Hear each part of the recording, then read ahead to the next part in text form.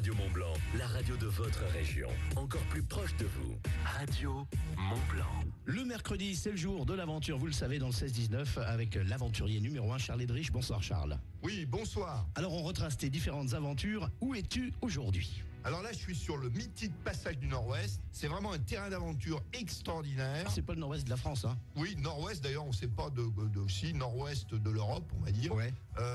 Et donc, c'est un terrain d'aventure depuis maintenant presque 600 ans.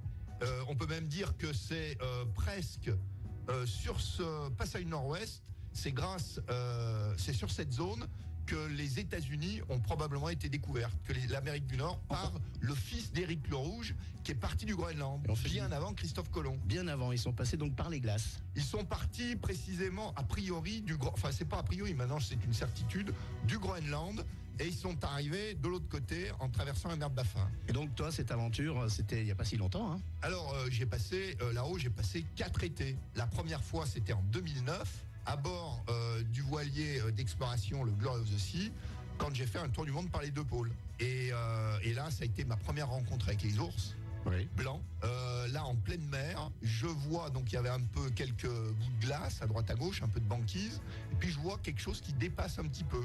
Je me rapproche, et alors là, une surprise extraordinaire, une mère avec ses deux petits, aussi surpris que moi de se croiser. Donc. Et comment ça se passe quand il y a une maman avec ses petits ? Faut pas trop approcher là. Voilà, j'étais sur mon bateau, donc c'était un 15 mètres, 9 tonnes, donc là, non, c'est serein, il n'y a pas trop de soucis, c'est plus l'émerveillement qui est complètement incroyable.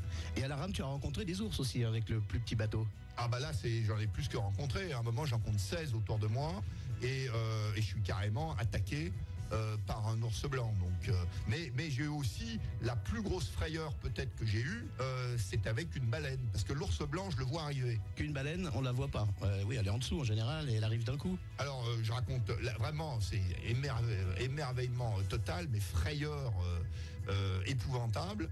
Je suis en train de ramer mer d'huile, soleil de minuit, c'est-à-dire le soleil rase l'horizon, avec des couleurs extraordinaires, un peu de glace un peu partout, des baleines tout autour du bateau, qui font un bruit quand il n'y a pas de vent impressionnant. Puis je ramais tranquillement, tout allait bien, et tout d'un coup, il y en a une Qui est sortie à la verticale le long du bateau. Et je me revois, je suis obligé de lever la tête, et je vois un seul œil qui me regarde. Et là, je me dis, elle retombe sur le bateau, c'est terminé.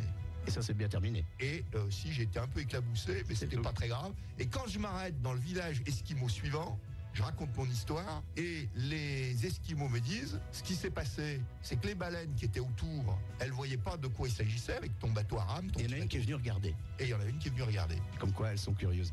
Merci pour cette belle anecdote. Et on se retrouve la semaine prochaine, Charles. À la semaine prochaine. Radio Mont-Blanc. Radio Mont-Blanc. C'est toute la musique qu'on aime.